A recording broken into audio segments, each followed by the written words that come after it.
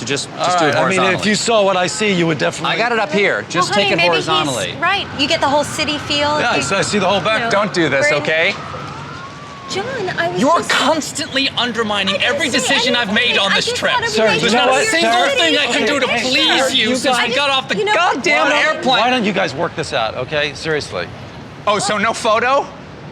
So you're out? That's it? Oh my Yeah, God. I'm out. I'm out. Okay. Excuse me, Thanks. not you. Thanks. That's the actor in Yeah. the show. We just picked up our tickets. We're seeing you, the show. Oh, you're in the show tomorrow night? Yeah, sure. Great. Oh, I can't wait. Because you will fail.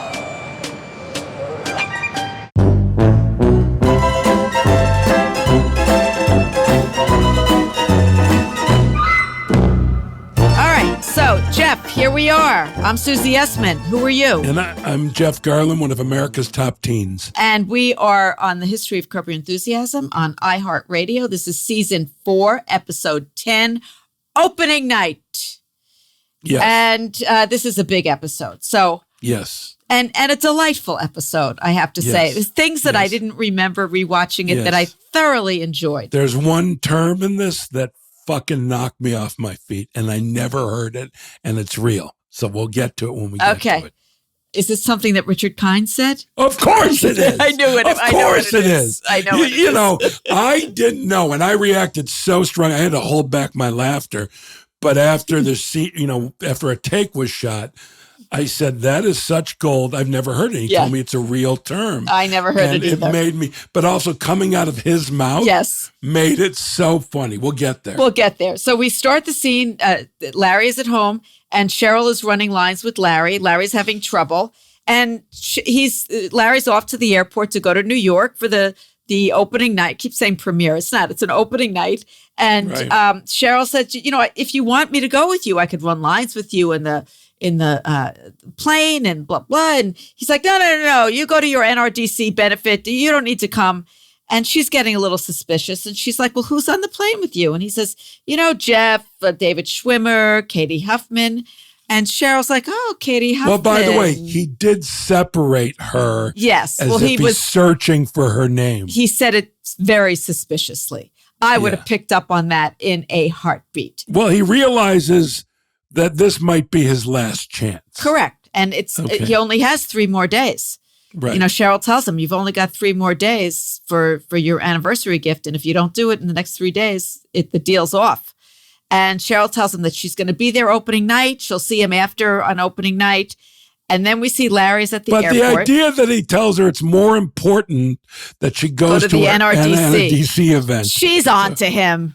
Yeah. Men are so transparent and we see right through all this bullshit. At least I do. And so does Cheryl. No, I'm going to be, that's a very astute thing. Men are very transparent because they don't know how to.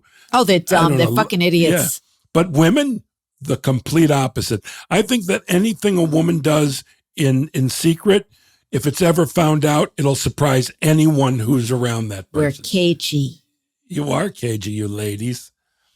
Next, we see Larry at the airport, and he runs into Jeff, and Jeff's like, no, Cheryl, and he's got 3 days. You are on him with this. You got 3 days. You're going to do this, baby. You are so into it. Vicariously, but not really vicariously, because you cheat on me left and right, so it doesn't really matter. And this is an interesting thing. I totally forgot this. Jeff Green, tells Katie Huffman that Larry has OCD because Katie told him, Jeff, that she has OCD. And Jeff's trying to grease the wheels to get her interested in Larry. So you tell Katie, Larry also has OCD. And you tell Larry that, and Larry's like, what'd you do that for? And you're like, she was excited. She was excited about it. Oh, by the way, he's actually, for once, outraged. A little bit outraged. He was not happy. And by the way, that is such a funny thing to tell someone that, nowadays, I would never do something like that. But young Jeff Garlin, I'd say. Well, it was Jeff Green, not Jeff Garlin. No, I know. But my point was, young Jeff Garlin would have done that and worse. I loved insane practical jokes that no one would think I of. know. You know, the what if jokes? Well, yeah, you knew me back then. And I don't even know, even getting married if I changed, even having children if I changed. But at some point I was like, no, that's totally inappropriate. I also didn't know I was bipolar, but that's not an excuse. Well, you learned your lesson at this point. Yeah. So, Live and learn. So Katie comes over and she gives Larry a big, big hug, which is uncharacteristic because he thinks she hates him after the whole scene at Ben's birthday party where he made a fool of himself. And you very astutely leave them alone. And she asks him about his OCD, and they seem to have a bond about it. And it's a lovely little moment for them. And he's, she's into him. You could tell she's into him. She's beaming at him. And they're not on a beamer. Yes. Sorry. Not yet. Terrible. And then David Schwimmer shows up, and he's very aloof. Really, that was a terrible joke. I just want to make that all right, we'll official. cut it out. Keep it. I just know, I like admitting, to the audience who are groaning or rolling their eyes that I'm very aware. I'm very aware when. Well, why don't you tell our audience, miss. not our entire audience knows what a bema is. A bema is You like an mentioned altar. that in the last I did, but thing. they might not know. A bema is like an bema altar. is like, I'll even say it like this. It's the stage where a service in a Jewish temple takes place. I call it the stage. And the It's Torah bema. is up there. The Torah is up there, which is always from, it seems every temple that I go to, it's from the Holocaust. Like it was saved from the Holocaust. Yeah, I don't know that. But once over the years I've done many gigs for Jewish organizations and temples. Yes. And were you once, up on the bema? Once I was hired to do one, and usually it's in a party room or something. Right, They all have big- a party yeah. room. And it was outside of Philadelphia, and they had me doing stand-up on the bema. And it was like, really? This is where you're having me do stand-up? So I knew I immediately had to address it, and I said something like, you have me on the fucking bema? And I called out, I was like, Rabbi, where's the rabbi? And the rabbi's, and then I looked at him and I said, did I fuck you? I had to break the ice immediately that I Right. was on the bema. Yeah. But, and I'm in front of the Torah, even though they covered it with a curtain, everybody knew the Torah was behind me. And I'm By doing the my way- stand-up totally inappropriate. Which, by the way, I've been put in those situations too, and I may have done a bema job or two. But I also want to say the Adam Sandler bat mitzvah movie that's on Netflix. It's on right now, too. Yeah, I don't know it. It premiered now. Oh, it's fantastic. I watched it because I loved Adam, and I had very low expectations, and I couldn't believe how great it was. Oh, It's good. wonderful. Okay. And his daughter is spectacular. The actress who plays his daughter. Well, both his daughters are in it. One has a smaller part as the older sister, but the young lady who's the actual star of it is fantastic. She's an actress, not his actual She's very daughter. special. Uh-huh. Okay, no, good. No, she's his actual daughter. Oh, she is his actual daughter. Yeah, Oh, yeah, okay. yeah. So Well, I guess it runs it was in the family. really nice to see. Yeah. Okay, so then we're on the plane. Mhm. And this is one of my favorite scenes on the plane. And Larry has a magazine, and Jeff's just sitting there. Jeff's just sitting there. Do you have anything to read? Just sit here. You don't have a magazine or a book? Nothing? No, I just sit. How come you didn't bring a book or a magazine? I don't need one. I like just sitting. Who could sit on a plane for 5 hours like that? It's crazy. I can. You don't need to read. You'll sit there for 5 hours, just sitting, Right. which Okay. is so indicative of your character's emptiness. Well, by the way, let me also add, that was a first take, okay? And Larry asked me not to do that again. So we did other versions of it that were Interesting. more talkative. I may have had a magazine, something. And I was so, I knew we had it. And, I always, I'm not say argue, But I feel free to disagree with Larry all the time. Or when I'm a producer watching and I go up to talk to him on a scene, I'll tell him the straight dope. I don't hold anything back. But I was disappointed because not that I could have done more with sitting straight ahead, but I was like, don't you see how funny that is? It's very funny. But he goes into editing and he calls me, I was wrong. It's hilarious. Yeah. I was wrong. And by the way, Larry is a guy doesn't hesitate to say no. I've had the same experience. Well, he'll tell me to do something. I'll say, can I do another one my way, and then I'll do it your way. And he's always like, yeah, and then But by the time he has no use what ego works. in it. He'll use what works. He has no ego. What's the funniest? And so he went in editing and saw that is hilarious. And I just was, it's so funny. Before we shot the first take, I was just sitting there and we started and I had nothing planned. I generally don't, but I wasn't thinking anything. And so I just sat there. And then the second he asked me what I was doing, I was off to the races. Well, because it's such a character thing. It's that you could sit there for 5 hours with nothing. And this was before, by the way. Now there's always a DVD, a television screen in front of your seat. Hold on a second here. DVD. Okay. I just dated myself. Yes, there's a TV screen always in the seat in front of you, in the back of the seat in front of you. So that's what you do on a plane. You watch movies and TV or news, whatever. But in those days, no. This was 2004. That wasn't the case. And then we see a Schwimmer whisper something to the flight attendant. By the way, I want to just jump back for a second. That scene was very reflective, and I don't think I did it since, in the hour special where I don't like gum. Very first scene of the show where we're sitting in the waiting area and he offers me a piece of gum and I say I don't eat gum, and I forgot what my reason was, but it was very non-existent. It was just insane. All right, go ahead. So then Schwimmer goes up to, and I'm blocking her name, Yvette. She starred in Community, who played the flight attendant. Right. That was the thing. She's terrific. I love her. She's a great girl. I've worked with her on other things. She's fantastic. Yeah. Yvette, what's her name? Yvette. Menu? No, it's not Yvette. This isn't The Time Machine. What a great movie that was, by the way. Oh, my God, with Rod Taylor. And Yvette Mimieux. What were the name of the characters that were below ground? I don't remember. Oh, that movie like the Trogs or something, or it wasn't that. It was with the you're right.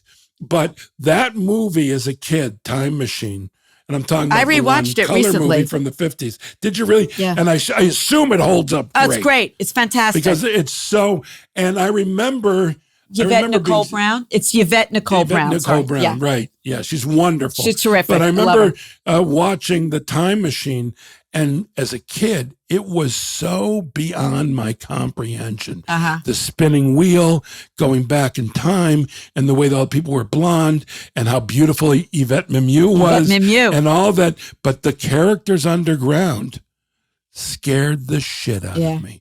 I found that whole and the makeup on those characters was great. And it was profound, that movie. You know where I first saw it? Well, it was an H.G. Family Wells. Classics on WGN. Okay. But it was an H.G. Wells story. I mean, it's like, well, it's a great book, but still. So, wow.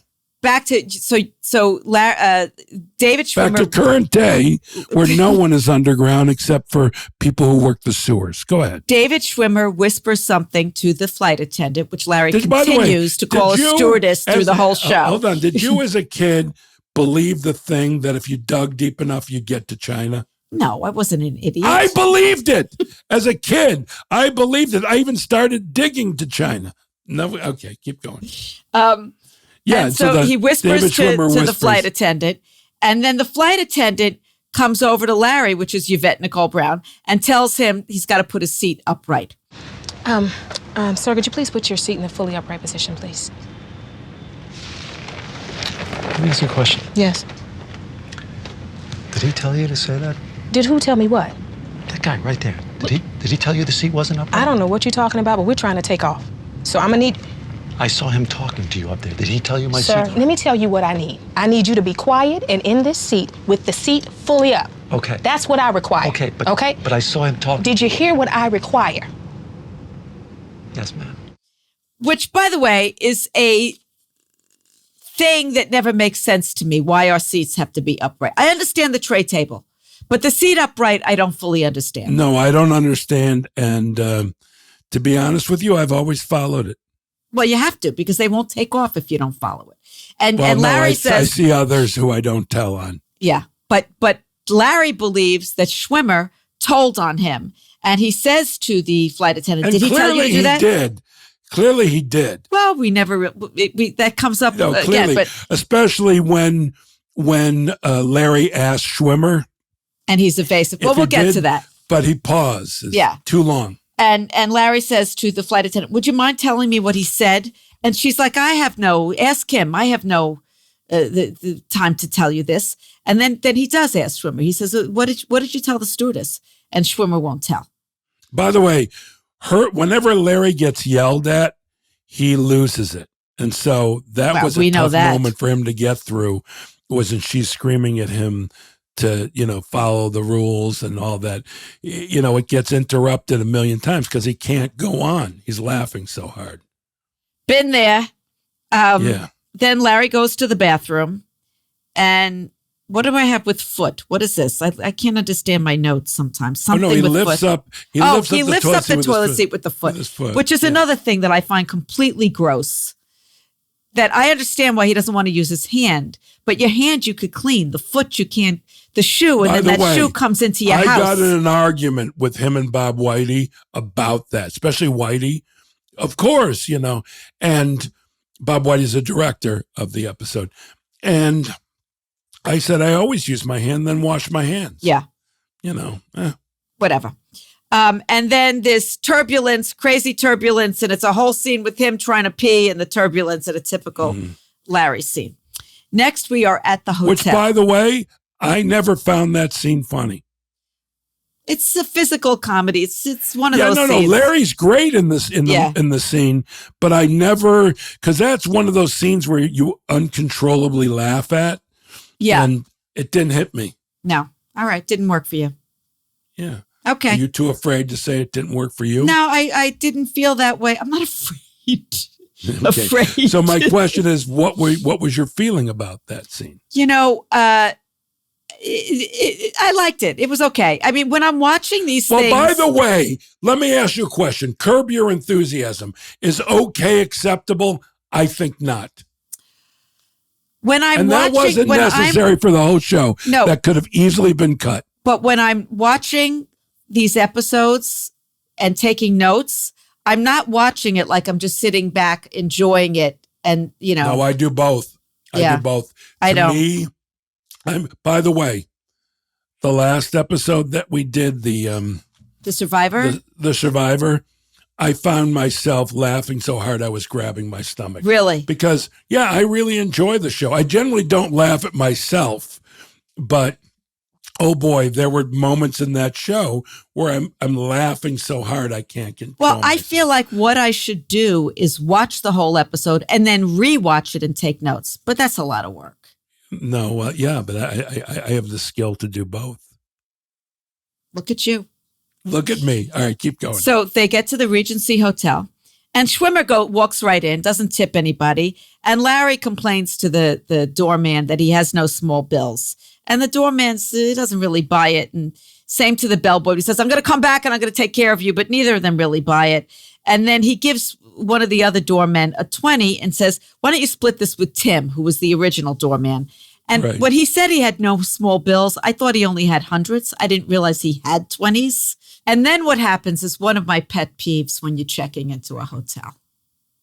When they start to give you the rundown and the instructions, it drives me fucking crazy. I know they're doing their job, but when they bring you up to the room and they start to tell you, oh, the shower's over here and the phone is over here and the blah, blah's over here and the blah, blah, blah. And Larry starts to make fun of it. That's a window. I know that's for looking out. And that's because they go. This is a floor. It's for standing. For floor, now, yeah. I want to talk about that actor. Okay. I don't know who he is. I do know who he is, and our listeners know who he is. He, a lovely gentleman who, by the way, you can see in the episode him breaking when Larry does the floor and the windows. I bet you we didn't have a take without him breaking. That's Zachary Levi. Zachary Levi, I don't know if at that point he had a TV series as like a secret agent comedy on NBC or it was after this. Point being is he's a big movie star. He's Shazam in the Shazam movies. Oh, really? Okay. Oh, yeah. And by the way, when you met that dude back then, you went, oh, this guy's a star. This guy's definitely going to be a star. And he was, and he is. He became a big movie star. I enjoyed that when you see some, well, like we just talked about Yvette Nicole Brown. Yes. You know, and it's that very was a exciting. small part, you go, oh. and then she became a big star. Yes. It's fun. And he says to this guy, Zachary Levi, I don't have any small bills. I'll get you tomorrow. You seem dubious. He goes through the whole song and gets, and he's like, it's nutsy to give you a 20, isn't it? It's nutsy to give you a 20. So you call, you say, let's go for a drink. Larry wants to study lines. And you're like, adamant, you've only got 3 days. You got to come down to the bar and meet some chicks, you know. So he finally says, I'll meet you in a half hour. No, here's what you say, Jeff, which made me laugh. Meet some gals. You said to him, you need to meet some gals. Do you know where that came from? Carol Garlin, my mother. Your mother, sure. That's how my mother meet spoke. Some gals. Yeah. And by the way, you know what? I love saying fellas. Fellas. Hey, fellas. 2 men or more. Hey, fellas. Fellas. And it always gets a very unique response of fellas. Laughter and fellas and gals. And by the way, when I write it in my emails, hey, fellas, and then I always put a comma, yes, fellas. I say fellas. Yeah, I like fellas. Fellas. Is great. Wasn't there a show called Fellas? Goodfellas. So that's a movie. Yeah. But I forget. I think there was a show called with something fellas in it. And he goes. You would know. I don't remember. He goes down to the bar, and you are sitting there with a giggling blonde, Christina. Who plays her? Because she was so good. She was very good. I didn't look that up. And Larry and Christina start talking. He says that he is a pet groomer, that he has a truck and goes around pet grooming. I said, we sit in front while they work. He said, we groom dogs and pets. And I said, we don't do it. We have a team and Larry and I sit in front. Think of Larry and I sitting in the front of a truck while behind us, they're grooming. What are we doing there? I have that for my dog. A truck comes. Oh, that, by the way, we do. Yeah. We have that here with our dogs. Yeah. But, and they do the best job. By the way, I can't watch. They give you that little window to watch. Oh, mine doesn't. It's like, here, take them, bring them back. I don't want. Yeah. And then we find out that Christina is a fellatio teacher. Now, I assume that was in the outline. Oh, no, that was in the outline, for sure. That was in the outline. Yes. She didn't make that up. Yeah. No. Well, I say to her, here's how much of a setup it is. Tell him what you do, right, knowing full well what that she's going to say that. And Larry knows that too. And Larry is disgusted by that. He's like, how can anybody do that without a blindfold? And the penis is grotesque. No, he's not. He's not disgusted that she teaches that. He's always surprised that how would you do it without a blindfold? And then disgusting. He says, then he uses the word grotesque for the penis. Yeah. And she's like, it's beautiful and it's sad if anyone doesn't get to experience it and whatever. Next thing we know, Larry and Christina are at a Mexican restaurant. I will tell you this scene didn't work for me. So I'm not afraid to say that, Jeff Garlin. Okay. It worked for me because the only premise was that she'd leave. Once she said, well, let's go through the scene. Let's go through the scene. It's spicy food. And she tells him that spicy food makes a man's cum taste spicy. And No. It gives it a delicious taste. She thought gives it a delicious taste. Better. Okay. I love spicy food. I love spicy food. I love spicy food. Did you know that spicy food makes a man's cum taste delicious? I did not know that. It does. I did not know that. It's true. Ooh, Johnny, did not know that. Delicious. And she wrote a book, and Larry starts choking, and he starts sweating, and he starts blowing his nose, and he's got a napkin on his head, and he's drooling. Before this, she asked him, "What's your favorite blowjob? What do you like best about a blowjob?" Yeah.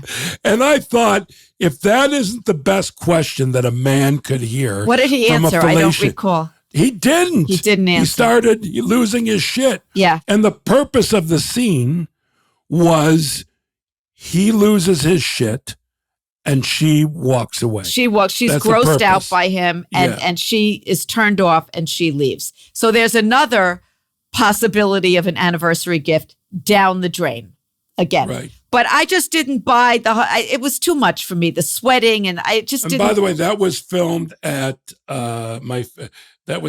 Ernie's Mexican restaurant on Lankershim in North Hollywood.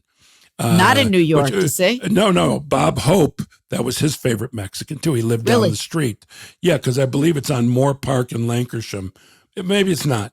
But anyhow, and the interiors of the hotel, except for the lower level stuff, by the front desk, that's all filmed in New York. But the scenes with the hotel rooms, that's the Roosevelt Hotel in Los Angeles. Yeah, famous, very famous hotel. Yeah, old-timey hotel. So Christina, the fellatio teacher, leaves.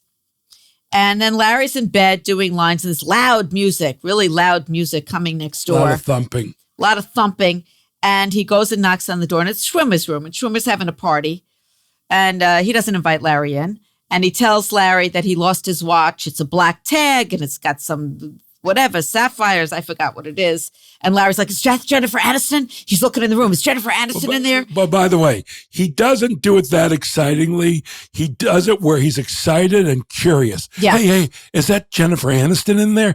By the way, he is so funny in this scene, looking around him. And Schwimmer is such a perfect foil.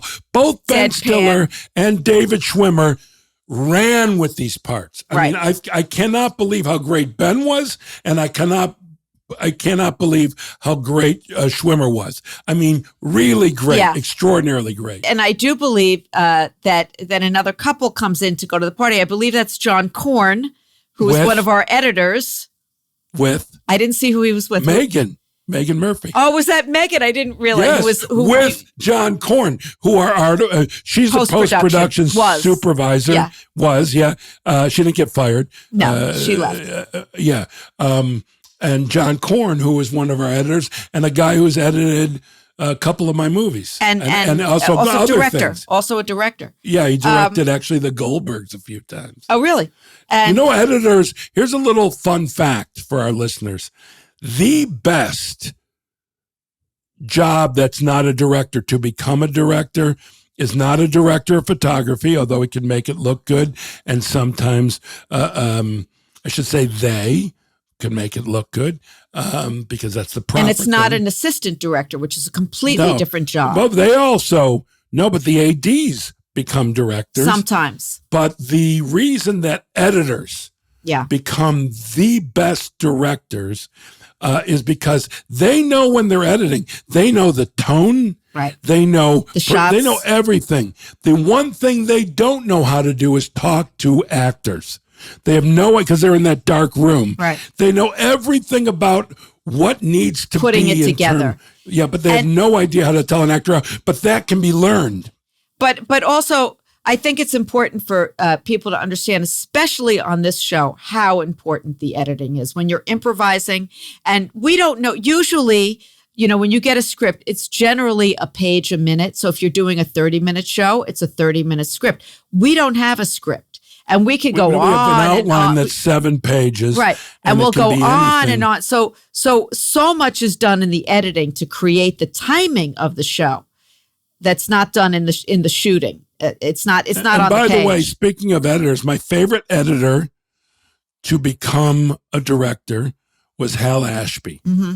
And Hal Ashby directed some amazing movies. My favorite movie he directed was Being There with Peter Sellers. Great movie. A complete masterpiece. Rewatched that recently, like a year ago or so. Oh, that one I know holds up. Oh, God, it holds up so well. What was the name of the guy, Raphael? Do you know Raphael?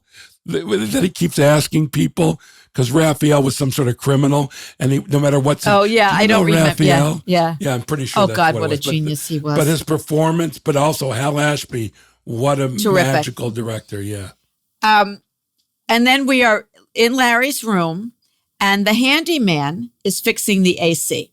And the handyman is Sikh, obviously, has a turban.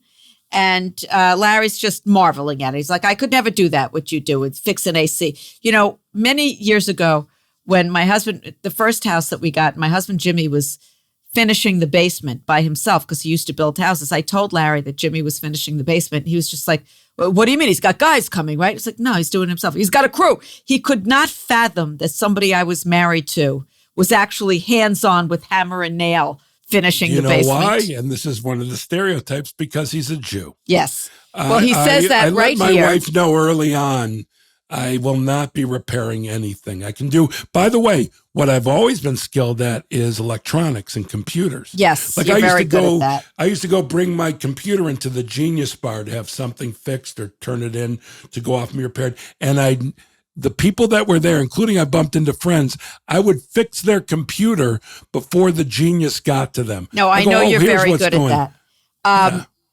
I personally feel that to have a husband who is not handy, what's the point? Well, you by the need to way, have a handy husband. Yeah, you can say that because I have the a handy ultimate. husband. No, you have the ultimate. By the way, can I also say I have a Sari, my girlfriend, my partner. Your partner. I love saying that. My partner. She is our handyman. We have an actual handyman for the she's big good at that jobs. stuff. Oh my God, because she doesn't finish until she's done it. Yeah. I'm not bad. You know what I'm very good at, surprisingly? Not computer stuff, but any TV stuff. The cable goes out, I could figure it out. I don't know how I do it, but somehow I figure it out. And Jimmy's bad at it. Do you know what you're really great at? What? Making a delicious apple brown Betty. Who doesn't love an apple brown Betty? So Larry's Do you know carrying what out, an apple brown Betty is? Yeah, it's crumbles, and it's apples, and it's a crumble, I think. You just said it's apples and a crumble. I think that's what it is. No, but that line, no, you said it's crumbles before, and then you went right to an apple and a crumble, was just very funny. But yeah, it's kind of like that. So Larry is carrying on that he could never do that. He could never fix the air conditioning. He's very impressed with this guy. And this is when the room service comes. Yeah. And anybody who has ever stayed in a halfway decent hotel and ordered room service has had the sticker shock of breakfast. $53, it's breakfast. And then he's like, is the tip included? 18%. Do people give you more? And then Cousin Andy shows up in the middle of all this. Richard Kind. By the way, I'm looking it up on my computer. What, if Brown they could Betty? tell us quicker. No, who played the Sikh? Because he's a friend of mine, and he's a very successful stand-up comedian. Oh, he's terrific. Maz Jabrani, who is immensely successful, and I can say easily top 5 of the nicest people I've ever met in comedy. Just want to throw that out there. Great. I've never met him, so I'm going to trust you on that. No, he's an excellent dude, excellent trust you on comedian. Yeah, but that might have been his first job. But then Cousin Andy shows up, and I have met him, which is Richard Kind. And first thing he says to Larry is, Mr. Ethel Merman. Yeah, he Mr. calls Ethel him Merman. Mr. Ethel Merman. And then, of course, he says, how is play practice? Well, that's later on. He goes, well, first off, Larry goes, I called you? I called, yes, which is a callback to the special section. Episode. But then when he said, how's play practice, the way he says it, how's play practice going? Well, I didn't know that was a real term, and I had to control myself when he said the term play practice. Meaning rehearsal. Yes, but I found out that's actually something that people have said. I don't know. I think adults in the theater who say it are hearkening back to when they were very young. Well, he makes, Cousin Andy makes the reference. That's what we did in high school when we were doing Pippin. We had play practice after school when we were doing Pippin. I just sensed that was true for Richard, that he really did have play practice. And by the way, my Pippin. style of improvisation, which works well for me with Larry, is in that moment. And Larry did great stuff, but I'm saying if he tells me that, I would say to him, who did you play in Pippin? Yes, who did Because you play? I'm a big investigator, Yeah. which is basically throwing softballs Well, you never to know the what other improviser. Exactly. You don't know what somebody's can come up with gold. But that's my way of being a supportive actor is to give them, throw them a softball, and it's up to you to either hit a grounder or out of the park. But it's an easy way to hit. Yeah, you know? yeah, it's great. I love it's a doing good that. technique. And then Andy says, "I don't see you doing it at all, but you'll be great. It's singing and dancing." And then he says to him, which also cracked me up, tomorrow you want to go to Westchester and go to open houses. And he improvised that, which is brilliant. Oh, yeah. And play practice, he improvised. Yeah. Totally improvised that. And then the AC guy, Sanjay is his name, is finished. Maz Jabrani. And he's waiting for his tip. And Larry never tips him, and then he finally leaves. And Larry's like, "Am I supposed to tip that guy?" And then the maid comes. But hold on. Did we go over what he says about the check for the breakfast? Yeah. We did? We went over that? Yeah, That's how my mind $53. The $53. No, but the 18%. Yeah, is I mentioned that. And, And then Larry says, I'll give you 2% more. By the way, does my brain float to another planet? You have or what? ADHD, Jeff. We all know that. Severe ADHD, I've been told by doctors. But nonetheless. I didn't mention the 2%. I will say this. Okay. I mentioned the He goes, 18%. reluctantly I'll add another 2%. Oh, the 2%. Yeah. It's like, it's 20. so cheap, you know? Yeah. So, okay. So the maid then comes in, and Larry sees on her cart, David Schwimmer's watch is sitting on her cart, the tag watch. And he calls and leaves a message for Schwimmer, and he tells him he found the watch and he's got the watch. And then he leaves. He sees Tim, the doorman. He's like, "Is everything straightened out?" Tim, the doorman, has no idea what he's talking about. Everything okay? It's all straightened out? Straightened out what? I gave the other doorman, the heavyset guy with the glasses. Yeah, I gave him $20. I told him to give you 10. You didn't get the $10? No. What? How you doing? How you doing? Take care. He didn't give you any money? No, not a dime. You sure? He didn't give you anything? Yeah, I'm sure. In other words, he's got the $10 now, and he chose not to give it to you? Is that what you're saying? No, that's what you're saying. I'm saying I didn't get $10 from him. The other doorman did not split the tip with Larry, but Larry doesn't know if that's true. Did he really not split the tip? And he does a stare down with him. And then it's okay. And then Tim points to Sanjay and he says he was upset that you didn't take care of him. And do I have to tip everybody? He confronts Sanjay and he's like, "That's your job." But he decides he's going to give him a ticket to go see the producers. Is it that night or the night after? No, it's the night after. It's the next night. It's not that night. But I also want to say, little side story. Okay. So we're filming in the lobby. And this is when we are actually checking into the hotel. Okay. At the beginning, this is not in the episode. We're checking into the hotel and I'm standing next to David and the owner of the hotel is enamored with David Schwimmer.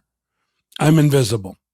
And he says right in front of me to Schwimmer, "Anything you need, you want to stay here, come stay here. We'll give you a great rate or nothing. Please come." And then he looks at me and I'm not making this up. There was awkward silence, like I'm writing a comedy scene where he says nothing. And I, of course, because of who I am, I said, "You realize what you just did? I want to point out the exact thing. You were enamored with," and I did this in front of Schwimmer. "You were enamored," like I didn't not address it. And he said, "Oh, I'll take care of you too." Yeah. Which would mean we'll upgrade your room or something. No, it just means you'll get like, a mint. Yeah. By the way, you got to get used to this because when you're with someone who's, I'm going to say a bigger star than you are or more successful. Like when I'm with Larry sometimes, people have asked me to hold the camera to take pictures of them with Larry. Like you are as invisible a person as can be. And that's why I was thinking about whenever I write my autobiography, calling it the guy with the camera, because it refers to that. And also I'm a photographer.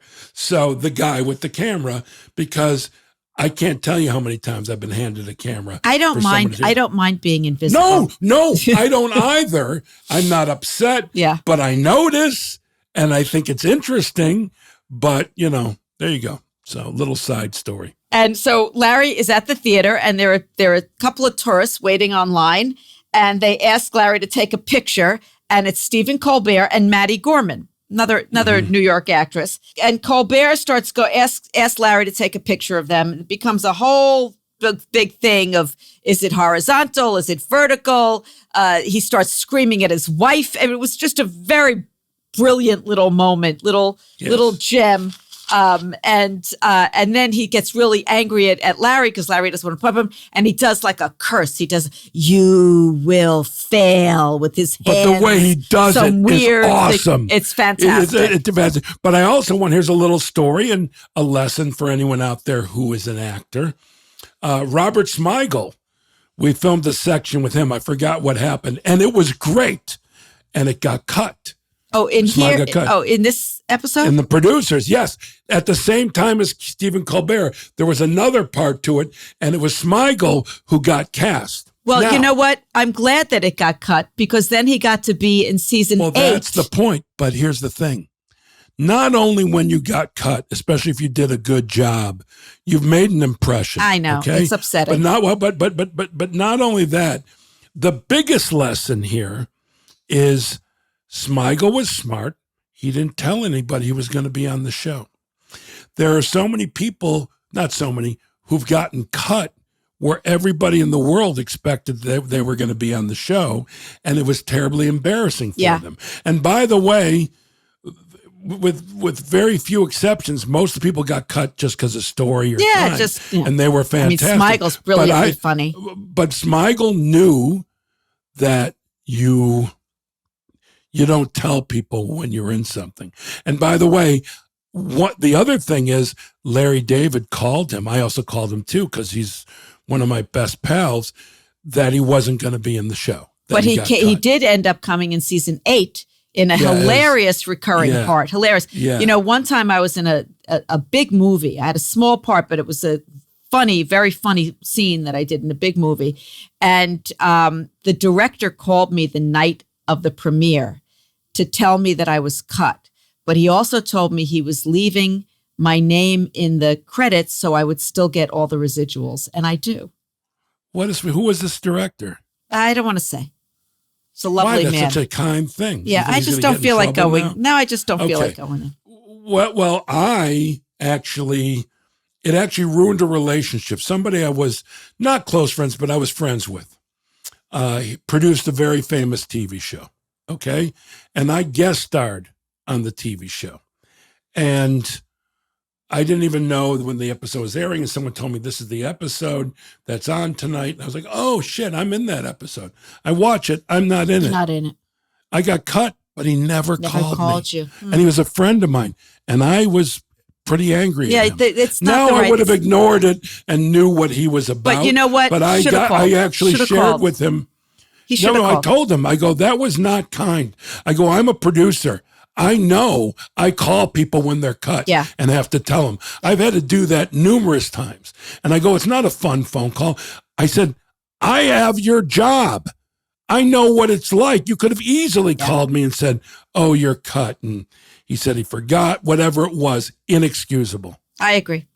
So we go from Colbert's "You will fail" with but the I want to hands. say that it's inexcusable, but I'm grateful for the life I have. Okay, I'm going to say that from now on. Whenever I complain about show business stuff, I'm just grateful for my life. All right, we're moving on, Mr. Gratitude. I know, sweetie. And we're now in the rehearsal studio, and we're at a table. Reed and Susan Stroman, the wonderful director, is there, and Larry has his. She was great too. She was terrific. By the way. And Larry has his glasses, which are very similar to his father's glasses, I noticed, Nat's glasses. And Schwimmer asks him for his watch. And Larry goes through his pockets and doesn't have the watch, can't find the watch. And Schwimmer tells him, well, you owe me a watch. And a whole Larry's like, I don't know what to say. And she was like, you could say, I'm sorry, I'll buy you a new watch. And everybody weighs in. It becomes a cause celeb. And, Is Mel that what says, cause celebrity means? the big Megillah.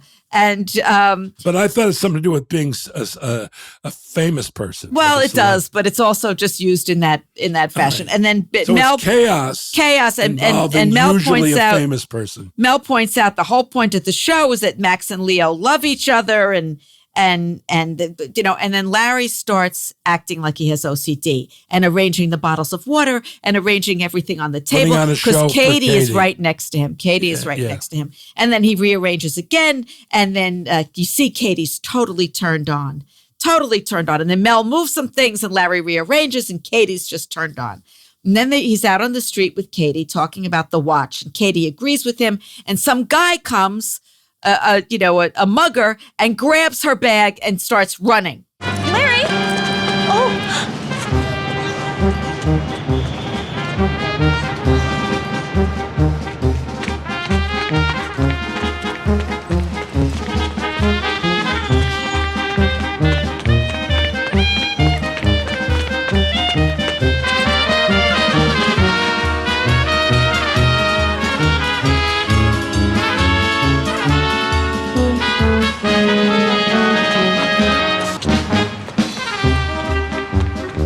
She looks at Larry, like expectantly, like, it's funny because it reminded me of a scene that you and I have in season 12.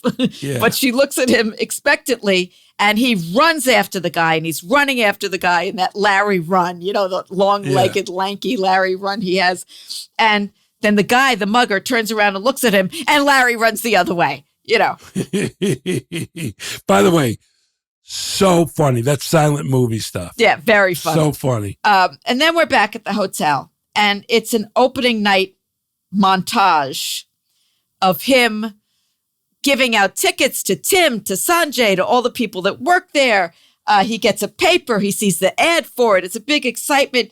Has a meltdown in the dressing room with Nathan Lane, which I found very funny. He's like, I can't do it. And Nathan's like, buck up, buddy. Go out there and kill him. And then he knocks on Schwimmer's door, dressing room door. They're backstage. And he's like, you want to, oh, no, I'm sorry. They're at the hotel. And he says, you want to go over? And Schwimmer's like, I got an hour and a half. I'm going to sit here and stretch. And he says to him, what's your warm up? You have a warm up? And nothing. And Larry's like, he says again, you're going to reimburse me for the watch? And Larry says, did you tell the stewardess that my seat was not upright? He brings that back. Then he goes to the theater. He sees the marquee. It's very exciting, actually, for me watching it. I found that. And by the way, it was so exciting hanging out the theater, hanging out backstage of that theater, being on stage of that theater. Mm-hmm. It was so exciting. And your sister was around a couple times. Oh, yeah? Okay. I didn't know that. Yeah. No, you had her come visit.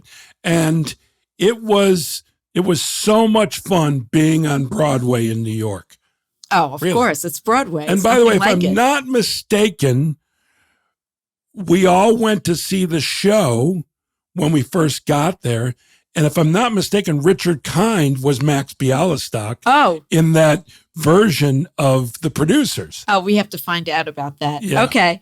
And so then he's backstage and Katie opens her dressing room door and she calls him in and he's a wreck and she has rituals, the whole thing, he wants to bang his head against the wall and she thanks him for running after the mugger and he tells her if he didn't go into showbiz, he was going to become a fireman.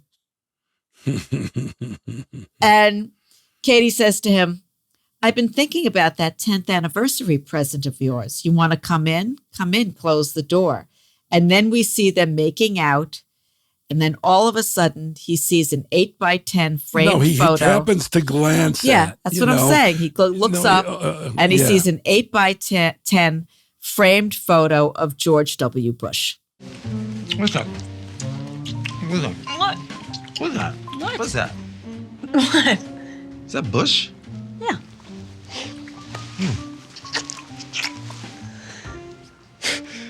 You got a picture of Bush in your dressing room? Yeah.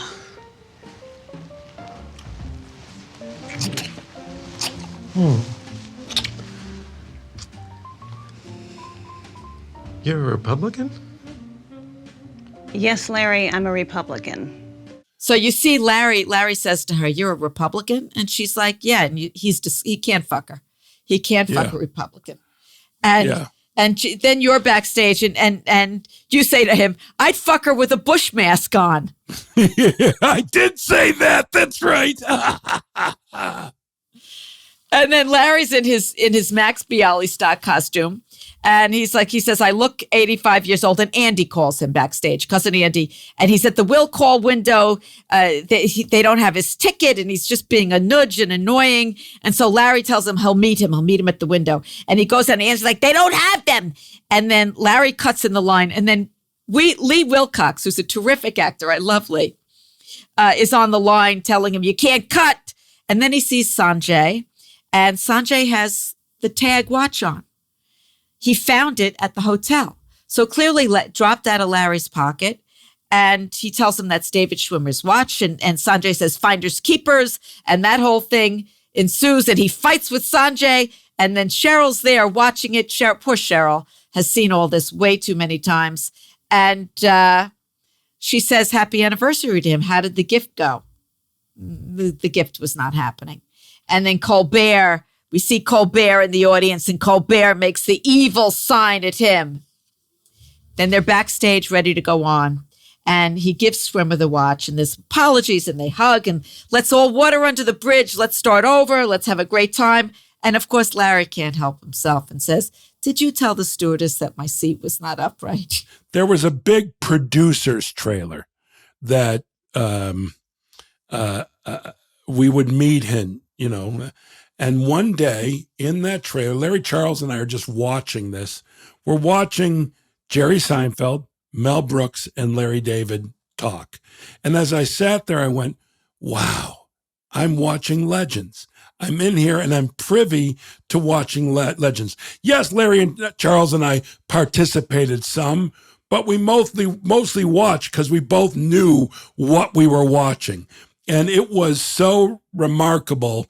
It was so much fun to watch, and they were funny and they were interesting. But that's like a moment I have from the show that I'll never forget. And also, I remember walking around with Jerry, and I go, "I get recognized. How the hell do you walk around New York?" And he told me what he does is he wears a baseball cap low with sunglasses. Mm-hmm. And I thought, who the fuck's not going to recognize you with it? He was completely This might be the only time Jerry has ever been wrong, because he's taught me so many things. And he said that I tried it, and I'm 1/1,000,000th as famous as Jerry Seinfeld, and ain't nobody recognizing me if they know who I am. But you are have a large head. Yeah, you're more noticeable. You're larger. You got a big head. You have a booming voice.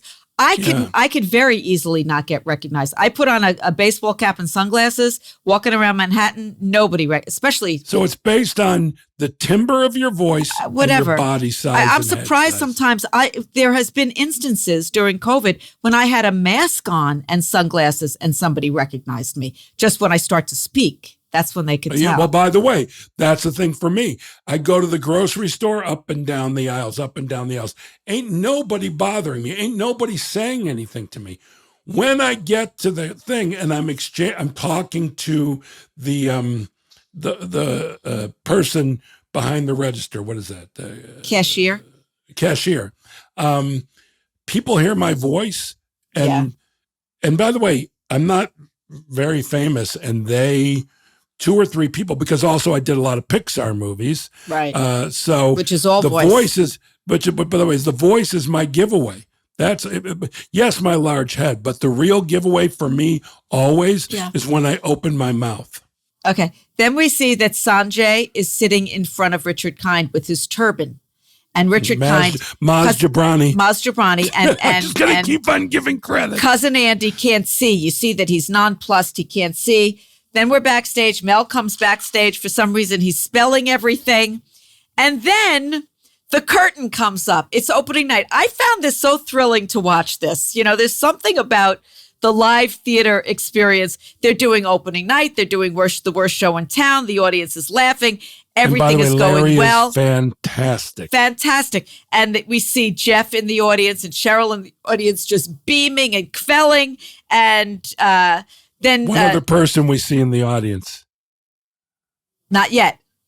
Okay. Not yet. That's all. And then Schwimmer enters the office and he starts telling him the more money, it's very interesting. The more money you could make more money with a flop than a hit. And Larry goes up on his lines. He doesn't know what to say. And it gets really awkward and uncomfortable. You were saying that under the right circumstances.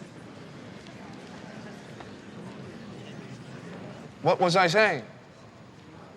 That under the right circumstances. And then this wasn't totally realistic. People just get up and leave in droves. People don't leave that quick from an expensive Broadway show. Well, by the way, it is what it is. I agreed, and I believe I said something, but sometimes... Whatever. Yeah. And then we see Jerry in the audience cringing. Yep. Yes. And we see Colbert in the audience smug. And all of a sudden... And then Jerry gets up and leaves, which again, that was not really, that's his friend. He's going to get up and leave, whatever. One of the things I do know is that when anybody knows who you are, it's very difficult to leave a show, even at intermission, especially if friends of yours are in the show. That's a very difficult thing. And Larry starts, the audience is leaving and Larry starts improvising. And Mel leaves also, very important. Mel leaves. We see Mel is behind, walking back and forth behind the seats and Mel leaves. And Andy starts fighting with Sanjay. Well, by the way, who is Mel with? Not yet. Not yet. Okay, Next scene. Andy starts fighting with Sanjay saying, you don't wear a hat to the theater. You don't wear a hat. And Larry comes out. He introduces my cousin Andy. He's a product of incest. Primary reason for anti-Semitism. He starts doing bits. And then he starts going into the stand-up and talks about the turban, everything. And the audience starts laughing and he's killing. He's killing and he saves the scene, which is so funny because if you've ever seen the original movie of The Producers, it's exactly what Dick Shawn does, where he starts improvising when he's playing the character, the German character, whatever. No, he's not playing the German character. What is he playing? Is he playing? No, that was Dick Schall. No, not Dick Schall. One of my favorite actors played that. But nonetheless, he's playing Hitler. He's playing Hitler. That's right. He's playing Hitler. Right, yeah. And by the way, one of my favorite all-time performances is Dick Shawn in It's a Mad, Mad, Mad, Mad World. Dick's brilliant. I rewatched that recently. By the way, that's wonderful. Anyone who hasn't seen it, it's really it's the grand opus of comedy. And you know what I want to play in the remake. I want to play the Ethel Merman character. Oh, by the way, who else could play it? Exactly. Who else could play it? And I look at that and I just say, they'll never cast me. Why not? There's a million parts in that you could play. I know, but they'll pick up. And Larry should play the Milton Berle character. There's somebody who will be cast. But anyway, nobody's picked up the phone and called me for that. But okay, you know who I'd like to play the Jonathan Winters role? I've always thought that. Great role. Yeah, yeah. I can never be as good as Jonathan Winters. Nobody can be. Still. That's So, but I had a point. Dick Shawn. We're talking about Dick Shawn. Shawn's performance in It's a Mad, Mad, Mad, Mad World. I'd never seen anything like that. Well, he was truly original. He was truly original.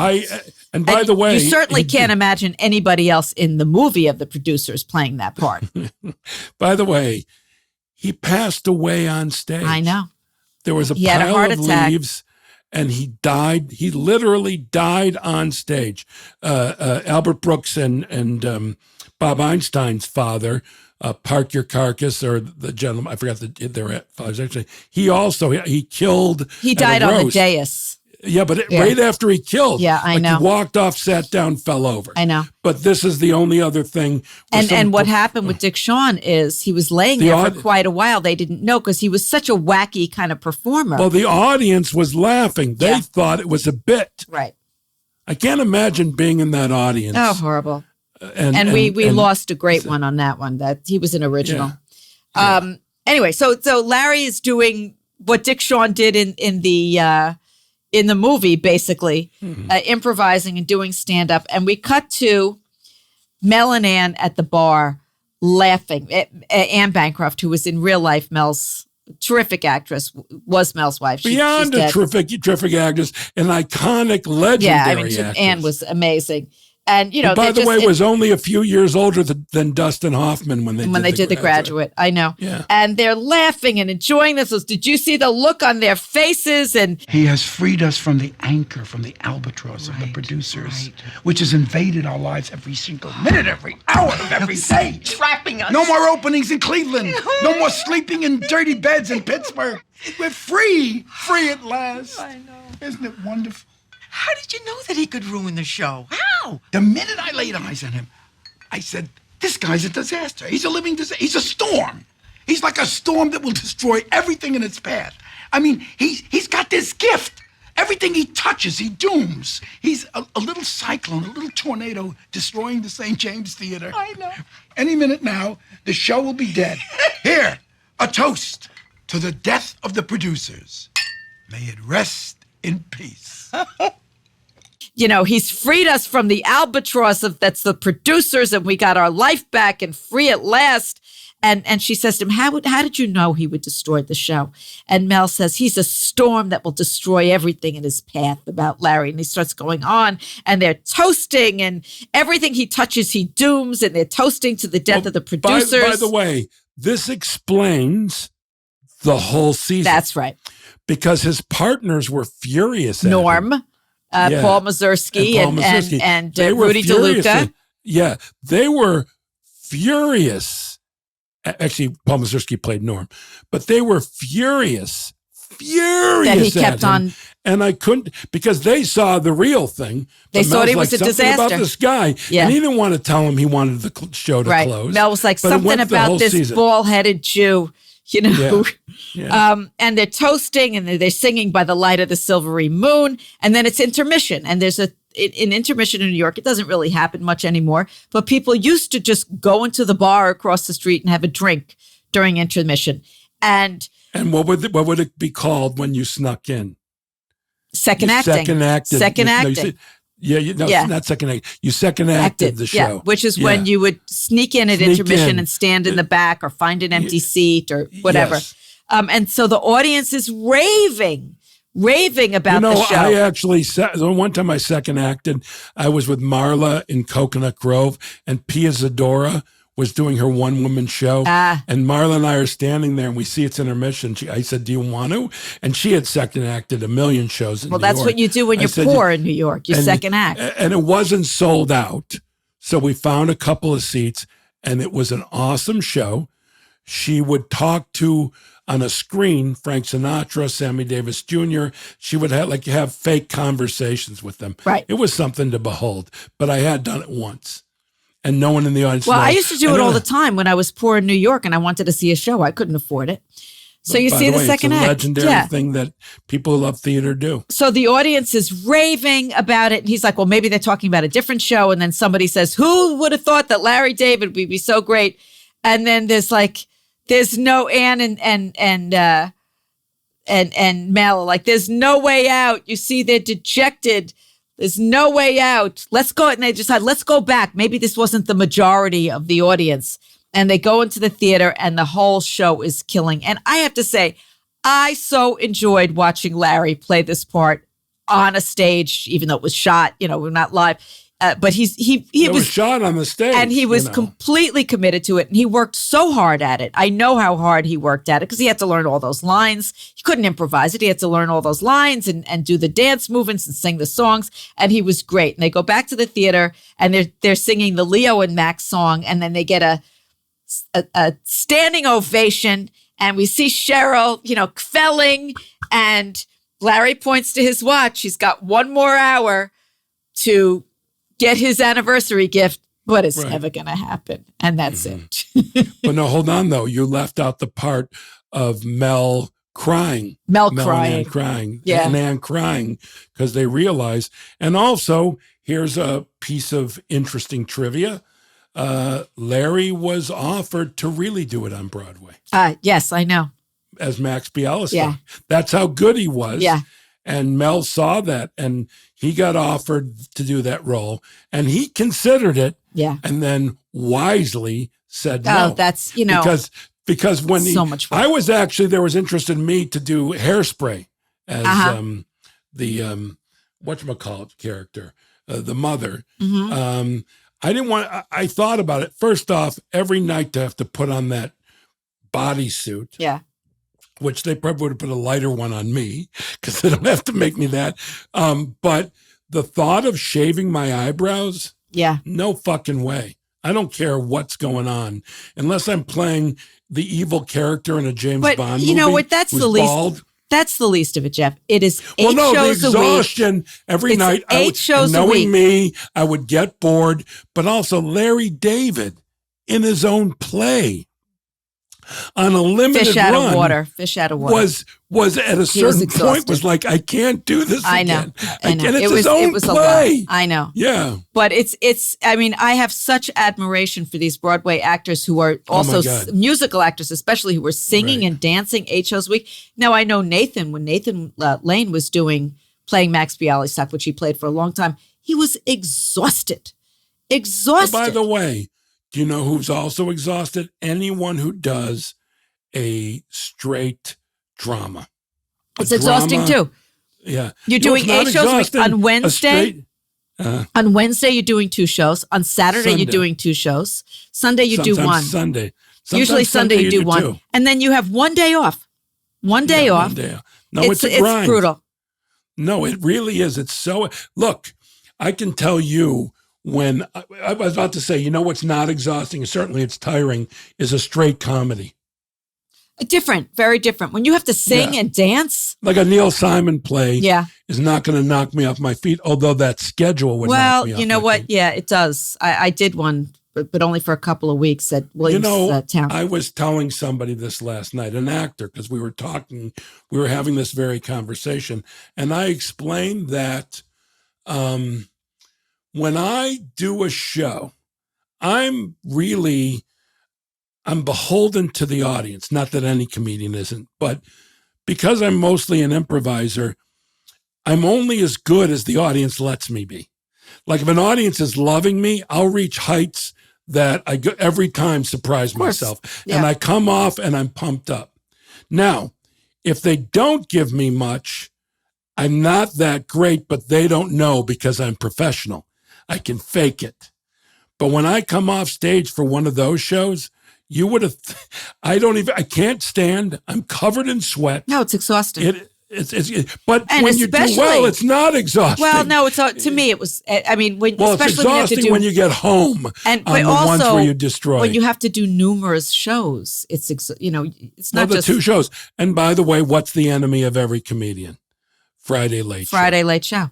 Because they're tired and drunk. And they're drunk. Yeah. That is, I actually can go over my 41-year career and maybe count on one hand, at the most part of a second hand, the number of great second show Fridays I did in 41 fucking years. Yeah. Like maybe 5. Maybe. It just was impossible. There are things that the general public doesn't realize how important they are. The time, the venue is essential. I mean, you have a bad venue where they can't see you or hear you. Doesn't matter what time. No, it doesn't.